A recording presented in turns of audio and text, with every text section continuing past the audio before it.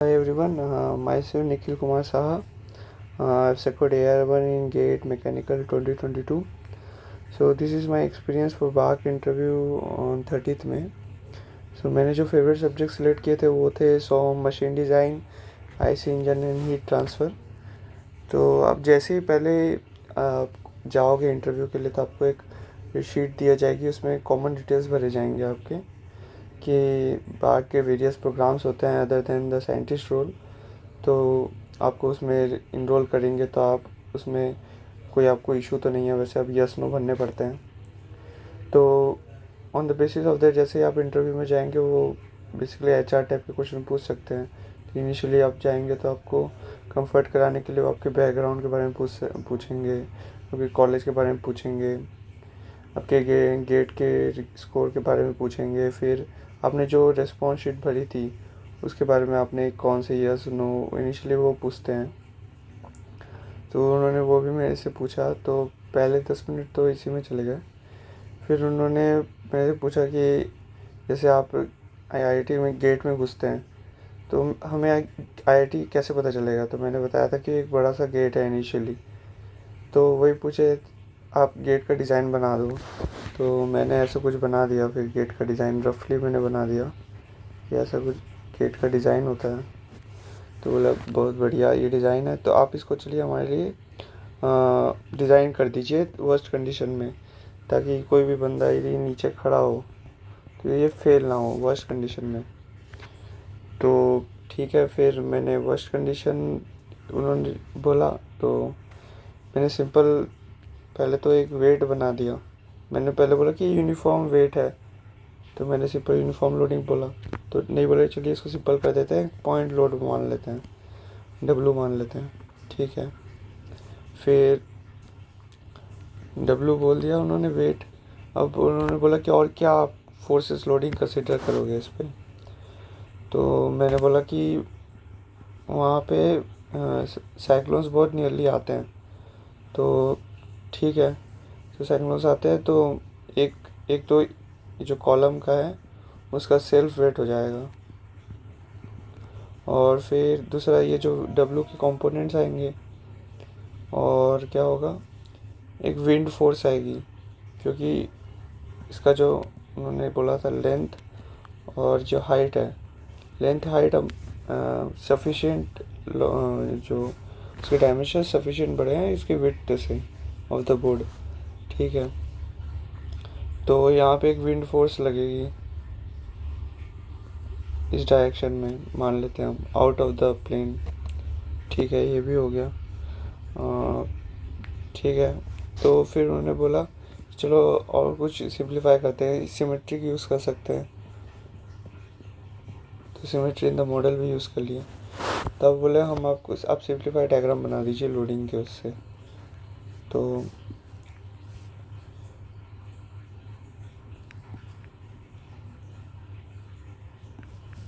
ये simple loading diagram बन गया. तो ये क्या हुआ यहाँ पे W/2, यहाँ पे एक जो सेल वेट का W1, और यहाँ पे कोऑर्डिनेट बना दो बोला उन्होंने, ये Y Z बना दिया. एक FZ पे हम आउट ऑफ द प्लेन में हम वो मान लेंगे एक विंड फोर्स लग रहा है. और भी उन्होंने कुछ फोर्सेस के बारे में पूछे थे, मेरे को कुछ पता नहीं चला. फिर इसका सिंप्लीफाइड डायग्राम बना दीजिए. उन्होंने बोला सिंपल लाइन डायग्राम बना दो. तो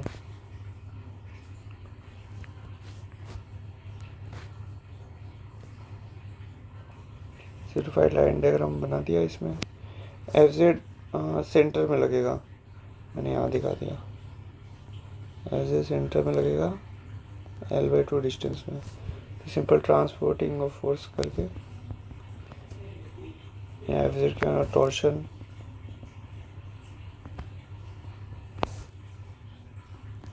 फिर एक W/2 और एक bending moment W/2 into L/2, और यहाँ पे एक W1, और उन्होंने इसकी height they the H.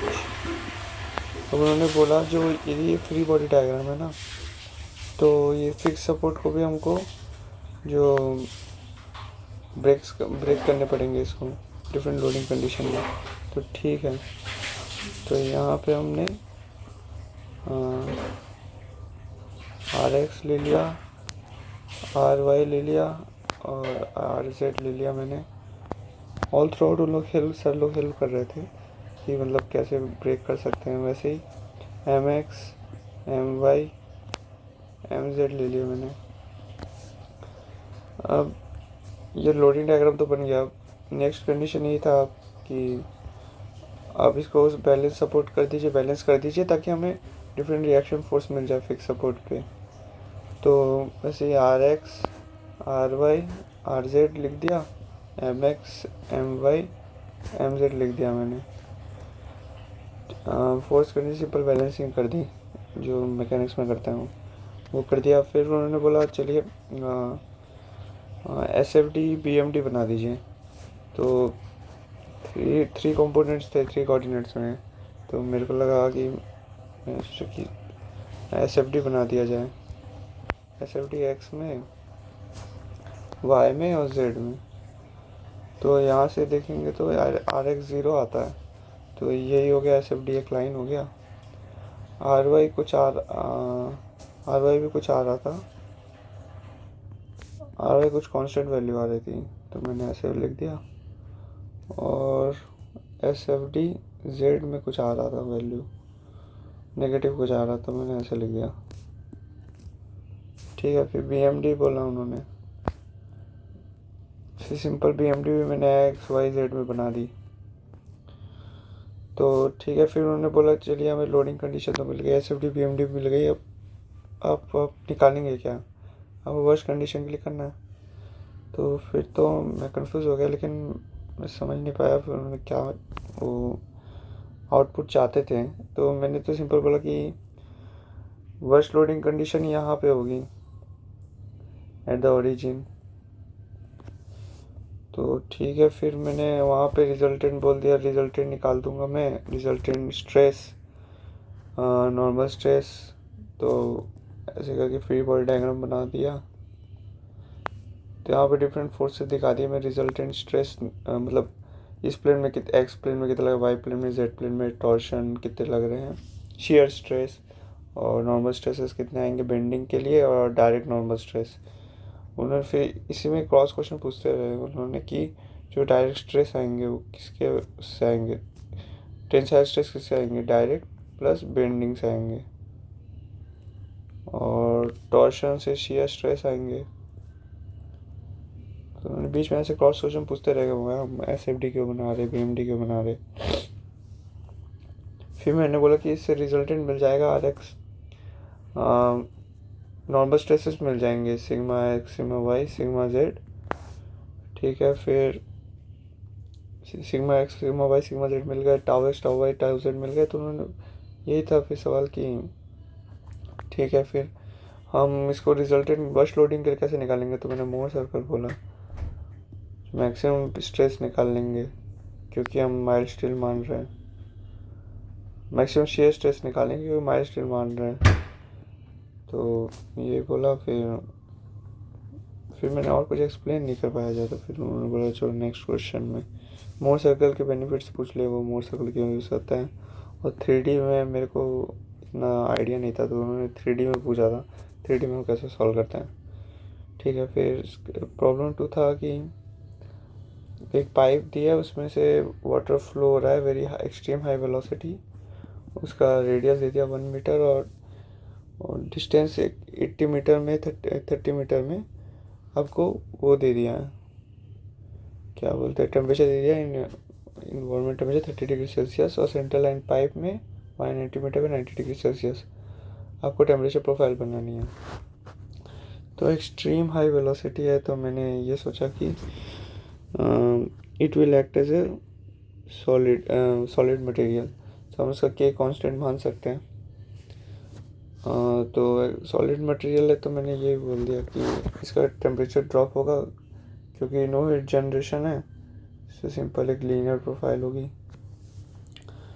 Now इसका वॉल का थिकनेस का भी इसका भी के कांस्टेंट बोला था उन्होंने। तो क्योंकि हमें पता है Q इज इक्वल टू के D T by D x, तो वॉल का के ज़्यादा होगा तो टेम्परेचर प्रोफाइल का ग्रेडियंट कम होगा। तो वैसे मैंने एक टेम्परेचर प्रोफाइल बना दी। फिर उन्होंने पूछा फिर बाहर के लिए कन्वेक्शन में जैसे नॉर्मल पढ़ते हैं हम, एक ऐसा टेम्परेचर प्रोफाइल होता है एसिम्प्टोटिक, ये बना दी। फिर ठीक है ये बना ली, लेकिन उन्होंने जो मेन पूछना था कि उन्होंने पूछा था कि ये इसका रेडियस जो एसिम्प्टोट पॉइंट है इसका डिस्टेंस एक्स क्या होगा। तो मैंने तो इसको रेडियस को 30 मीटर बोला।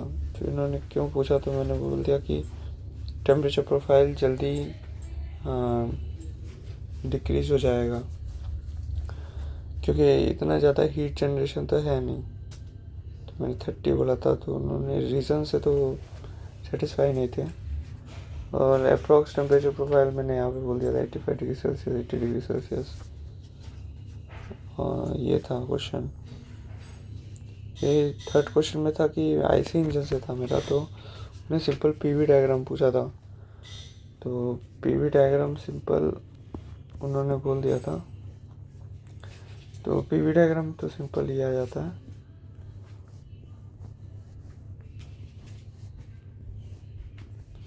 लेकिन उनका ये था कि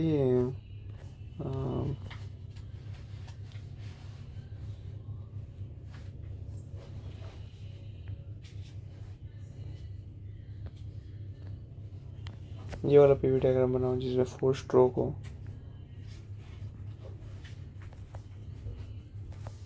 तो ये उन्होंने फिर ये पूछा ये कौन से लॉस हैं। तो पंपिंग लॉस बोलते हैं।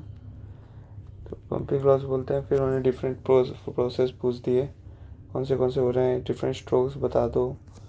फिर इसका टीएस डायग्राम बना दिया। फिर ये हम कौन सा प्रेशर एटमॉस्फेयर है, तो ये प्रेशर एटमॉस्फेयर है। तो उन्होंने ये भी पूछा कि ये जो नीचे वाला लाइन है इसका प्रेशर कैसे आ रहा है, लोअर प्रेशर कैसे आ रहा है। फिर concept of turbo charging super charging क्यों यूज़ करते हैं, वही जो लोअर प्रेशर एटमॉस्फेरिक वाला ये लाइन को हम ऊपर करने के लिए यूज़ करते हैं। तो ये सब पूछा उन्होंने। आईसी इंजन से इतना ही पूछा, लेकिन वो रीज़न नहीं बता पाया हमें कि how pressure is decreasing in this point. वो मैंने ठीक से उनको एक्सप्लेन नहीं कर पाया। फिर प्रॉब्लम 4 सिंपल था, ये ट्रांसफ़र गया था। तो उन्होंने बोल दिया कि 2 प्लेट दे दिए, रूम में सस्पेंड कर दिया। टॉप फेस ए प्लेट है और बी प्लेट है। टॉप फेस इंसुलेटेड है ए प्लेट का, और वन साइड फेस इंसुलेटेड है बी प्लेट का। नाउ लाइक रूम में सस्पेंड किया है, सो आपका कूलिंग रेट किस में ज़्यादा होगा, assuming that uniform heat generation in both the cases. So ये एट हायर टेम्परेचर है, हीटेड है। तो मैंने बोला कि B1 would be higher cooling rate provided like in a case जो हीटेड है, मान लीजिए जो नॉर्मल लेयर है, नॉर्मल टेम्परेचर लोअर टेम्परेचर है, तो heated when the air will be coming in contact with this plate, so it will get heated up. Now density would decrease, so it will be trying to move upwards, so that new cold air can come at this side and renewal of like cold air takes place, so that it will be taking heat with it.